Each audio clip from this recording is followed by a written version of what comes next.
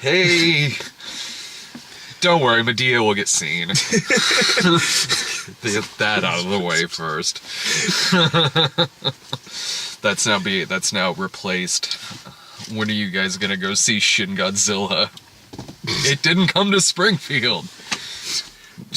Really bums me out. I know, same here. We'll see it eventually. It just never came to Springfield. I mean, what, it had like a very limited release. Oh, but we got Kirk Cameron's Revive Us. And Barbie's Starlight Adventure. You know, you can't always get what you want. I as well love the Rolling Stones. Been cracking out that Big Chill soundtrack. You know, yeah. Where's my Smokey Robinson CDs? I don't know, I get the Big Chill soundtrack. Close enough. So before we get into the movie that we both saw, I'll spend about 5 or 10 minutes talking about the movie I saw earlier. It really worked out that both movies actually turned out really good. Because we were talking last night at Taxi Driver, and I was like, well, there's Ouija and Jack Reacher tomorrow. Which one do you want? And you know, I was like, whichever one's like earlier or later, like, doesn't matter, just whichever. These are both movies I would have equally have gone to see. Yeah. It'd been the real bitch if like Ouija turns out really good, but Jack Reacher turns out terrible. I would have felt really bad, like, yeah, if it had been like, it's like, yeah, put me down for Ouija, and then it sucked, but then I hear from you later, it's like, ah, man, you should have stuck around for Jack Reacher. So good. And now let me tell you about this horrible decision you made in detail. Spoilers. Man. Shit. Ouija is really, really good. And we were talking about this a little bit before Jack Reacher. Like, I'm hard pressed to think of a follow-up movie that is as ridiculously better as Ouija Origin of Evil is than the first one. Like, I know I can think of, like, sequels that are better than the first one, but that the first one is still fine, but the sequel is maybe better. But this... but yeah, I mean, it's like saying, like, well, Empire Strikes Back is a better movie than New Hope, but it's not like New Hope was, like, Battle Beyond the Stars. Yeah, exactly. And then it was Empire. Yeah, no, this is seriously like if Halloween 6 was the first movie and the sequel was John Carpenter's Halloween. Like, that is the radical... But that's not the order you're supposed to watch. I always start with 3 first. I feel alright in doing Legitimately, that. There's a case to make that. Yeah. What's funny about that is the first Halloween movie I saw was the second one, so I felt like I needed some catching up in the first 5 minutes. It's like, this just jumped right in. I didn't know until we were talking in the lobby if Ouija Origin of Evil really has anything to do with the other one, other than it being about a Ouija board, of course. Well, and they, just from the outside perspective, they really bury the lead on that one. I mean, the fact that, yeah, it has a subtitle to it, but you wouldn't know that if you watched any of the promotional material or looked at, like, the posters or anything that all just say Ouija, and that's it.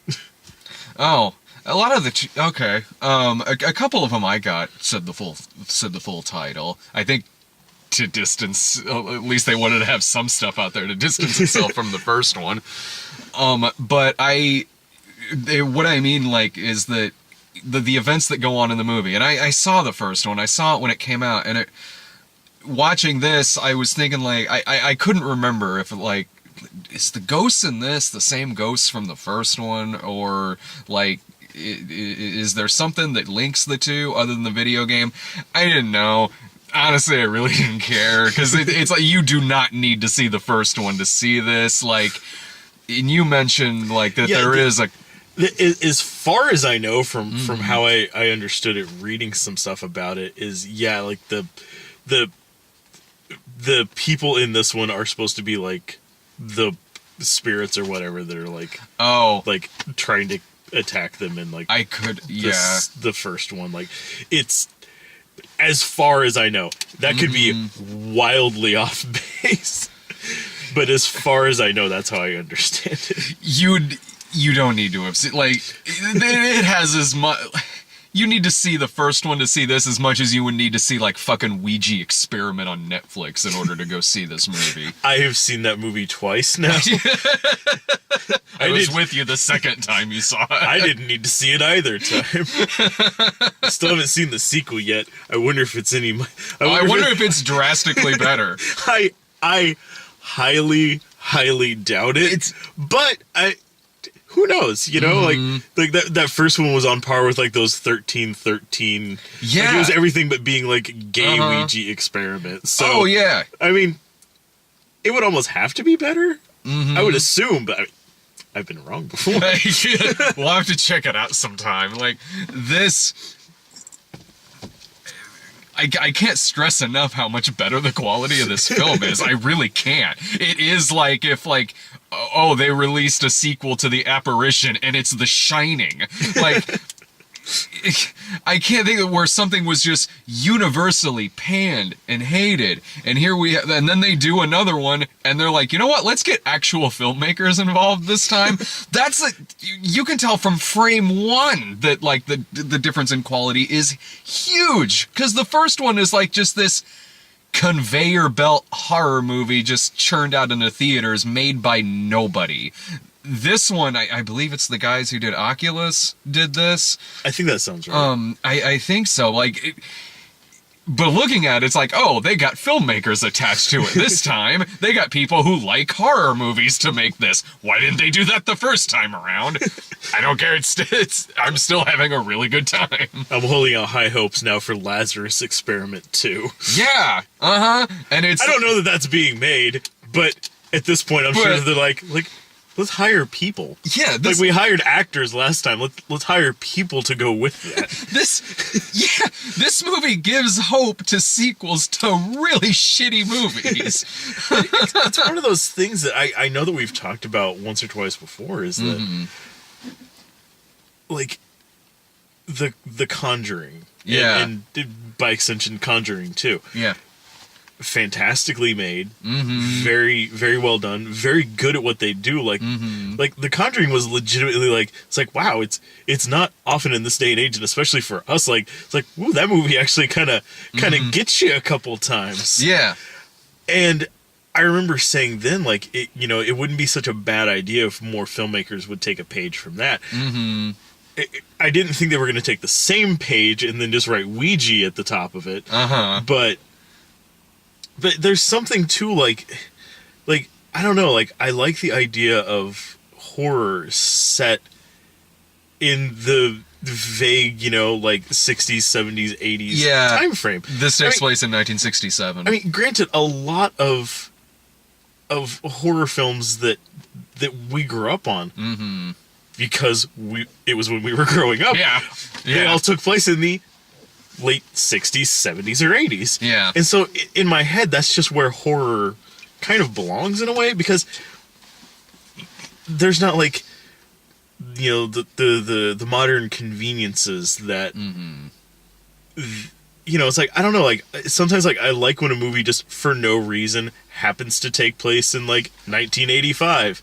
Just for the fact that if for no other thing, like it could take place currently, but there's not like cell phones and internet access. Like it just makes everything that much harder. Yeah. Like I feel like the events of like things like Stranger Things. Yeah. Would have been way different if it was taking place like right now and they just had like cell phones. So would this. So would this too. And the lead, it kind of takes place around when people, maybe when they first put out the game, because it seems they're kind of treating it like the game is a new thing in this movie. I noticed that in one of the trailers, they kind of have them like breaking it out of the box, and it kind of it kind of made me wonder. It's like, so is this like when they? I honestly don't know when they what is it, like Parker Brothers or whoever owns it. Hasbro, I believe. I don't know when they originally were putting it out there, but but yeah, it definitely had like the sort of feel like it's like, ooh, what's this? Oh, this is a Ouija board. Yeah, and it does it really, really cool because like you see and the trailers are really effective. The trailers did sell me on the movie. The trailers do make it look like the plot is they get a Ouija board, the girl plays with it, she gets possessed, and it's like an evil girl movie. And that stuff does happen in it, but it is way more character based than just that. The movie's actually really is paced really well. The mom is played by Elizabeth Reesen, I think is her name. I recognize her from Mad Men. She was the waitress in the last season of Mad Men, and which makes me think like, oh, is she playing the same character? But no, she and the two daughters. The dad's passed away, and they run this psychic. What's the word I'm looking for? Like a medium, yeah, or something like that. Yeah, they run that out of their house. So it is kind of cool to see how the different ways they convince these people that it's real, like all the kind of gadgetry that they use and the props and different tools they use to kind of blow out candles at certain moments. It's cool seeing how like them as a unit kind of work together to pull all this off, and then they say like, we're not scammers, like we're doing this for a good purpose to give people closure and things like that. So it's cool seeing them like kind of like look at the bright side of it, or whatever they're telling themselves. Like, let's put a positive spin on this. Yeah. So that's neat. And then she gets the Ouija board and actually starts building upon it to make that like that she can control it using magnets underneath the table, and this can be like a new prop that they use whenever they want to like communicate with spirits for people who have come in to talk to, like in this case movie, the guy's like dead wife at one point. But then the dead father begins like talking to the little girl via the Ouija board, or who she thinks is her father. And it doesn't instantly just jump right into like haunted house, like creepy girl territory. Because the trailers definitely try to capitalize on Oh no, this. there's I thought like this was gonna be one of those where it's like yep, that's the whole movie. No, it really isn't. Like there is a slow build up to this because the mother starts asking the girl is communicating with the father, and then the mother is asking questions like that only the father would know. So there's actually a really good debate in the movie between the older daughter and the mother, because the mother is seeing that it's answering these really specific questions and then is believing it, that this is real. And then the older sister is trying to say like, but we're used to all these tricks. And like, so it's neat seeing that role reversed there with this medium who's used to doing tricks and then is kind of... But then when it's something that she wants to believe in, of course, like... It's like, oh, I'm seeing the letter M. I talked to my mom yesterday. Boom, nailed it. Told you. It is cool seeing that. It is. And then when they even start, once they realize that it actually is possessed, again, it doesn't straight up turn into just like a haunted house horror movie. They want to use it to like their benefit. Like, we're going to bring people in, and this thing actually works and actually can communicate with the dead. She straight up says, like, we can now do this for real. So they do start kind of using it with their business, but it turns out like it actually is evil spirits controlling this. It does possess the girl. We can't have nice things. Yeah, it does possess the girl, and it does. The girl turns evil and is doing like the walks across the wall and does the scary little girl face in it. But it is effective because it's got a good build up to it. Like you give a shit about like all of these people that are involved. Like even like minor characters have good build-ups. Like there's a priest character in this because they go to Catholic school, and the priest even kind of wants to believe this too because he previously had a dead wife before he became a priest, and that it's interesting seeing all of that, and then them kind of coming terms with like, well, this actually is an evil spirit involved with this situation. Oh, The girl is super good in this. Like, she's great. She has this monologue in it where she's talking to the kid, like, let me tell you what it's like to be strangled to death. And it's out of nowhere. And it is chilling. It's like, I asked how your day was, but I mean, that's cool too. Yeah, that's more or less how it comes up. Like, the older sister, like, kind of breaks away for like a minute or two, and then the little girl's being creepy towards her love interest. No,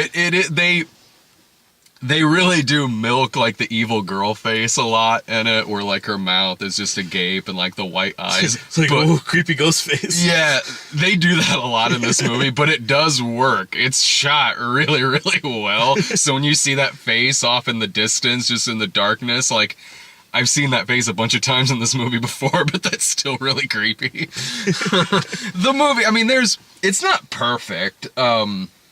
There is, like, stuff in it. Like, there is, like, fake out dream sequence in it. But, like, it does foreshadow something. It does. To give it points at least for kind of foreshadowing something that happens later in the movie. It's still dumb and could have easily been cut out of the movie. Like, you wouldn't have been confused if this, like, fake dream sequence wasn't in it. So that seemed like a studio note, but this is made by pretty good filmmakers, so they did provide context later on, even if it didn't have to be in the movie. Yeah. It is also a film where in like the last 15 minutes, really just about anything can happen. Like, I kind of wasn't sure what the rules were. Sort of like with Lights Out, even though I think this is a far better movie than Lights Out.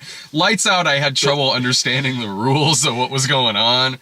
Yeah, that one, or I mean, to the same extent too,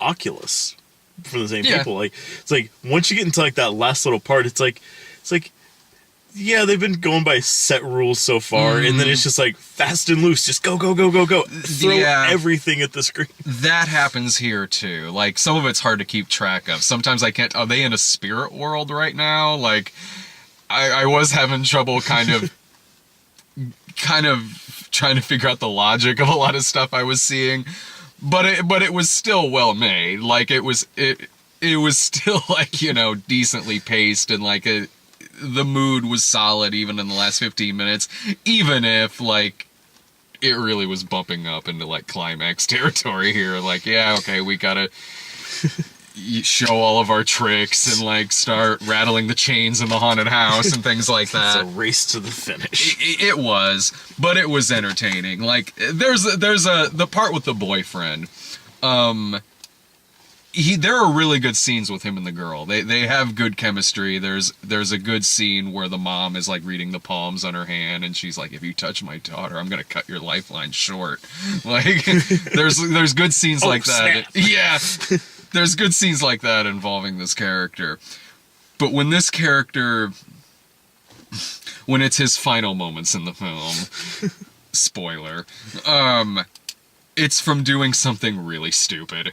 Like, it is. This isn't a bad character. Like, there are really good scenes involving this character in the movie, and the acting is really totally solid from everybody involved.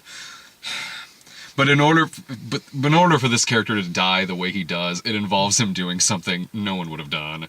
Like, it involves him following the little girl into a dark-ass basement, like sticking his hand through a wall. This is after she gave him the monologue about being strangled to death, like a day or two later or something like that. I'm like, bro, come on. Like, it's like his only crime was being written that he had to die. Yeah. Like, that's why he died, because script. They do a cool thing with his body later on. Like, his body has this kind of funny jump scare, because his body's just like hanging there, but then later on it kind of jumps out. Like, that was kind of effective. Like, it didn't make up for the fact he died in a stupid way. I do wish, you know the part in the trailer where the kid slingshots himself in the face. Oh, yeah. It's a really good part of the movie, but really when it's in the movie, it's what you see in the trailer. That's not really followed up on at all. The fact that this kid just shot himself in the face with a... like, really, that's kind of the end of that? Is that scene? I would have liked... And then he put his eye out with that thing. Yeah, I would have liked a little more of a follow-up to that. And there is, like, a couple of times where the PG-13 kind of hurts it a little bit. There's a part where someone gets their mouth sewn shut, and it is literally bloodless.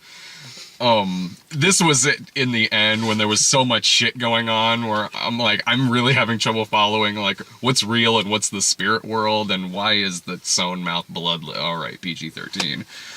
But, it's not a perfect movie, but it is really solid. Like, it is really entertaining. It is creepy as shit. Like, it is first and foremost about, building up these characters, really giving them a story, giving them personality, giving them a reason for doing everything they're doing in a really non-predictable way. So it is a very, very effective movie. So I definitely do recommend, the movie. I think you're gonna see it. Now watch the first one first, you'll be lost. Well, yeah, see, I gotta play catch up. Did you see the first one? I thought about it a couple times, and then I remember that it was pretty much dog universally panned. Yeah. And then I didn't. Yeah, the first... And then I watched Ouija Experiment again. The good one. Honestly, man, gun to my head, I don't know which one I would fucking rather watch. Ouija Experiment or the one that was... Honestly, Ouija Experiment was probably easier to at least talk during. The one that was theatrical, the one from a couple of years ago, God, fuck that. That was... It's... Again, like I said, I'm hard-pressed to think of something that was so universally bottom of fucking Rotten Tomatoes panned. And then last I checked, this one's got like a 90. Jesus. No, it is, like I said, like... It's not just me. Like, this is a really solid movie. I know. I'm having trouble, too. There has to be something. I can't fucking think of it. Uh-huh. I hope it does well. I hope the movie does really well. Maybe... Because studios are looking for a new franchise in terms of horror movies. Maybe they figured, like... Let's just try again, only this time let's make it good. Let's actually try this. Yeah, then maybe we can get a franchise out of this. It's Halloween. It's a solid, scary movie to go see. It's one of the better horror movies I've seen this year.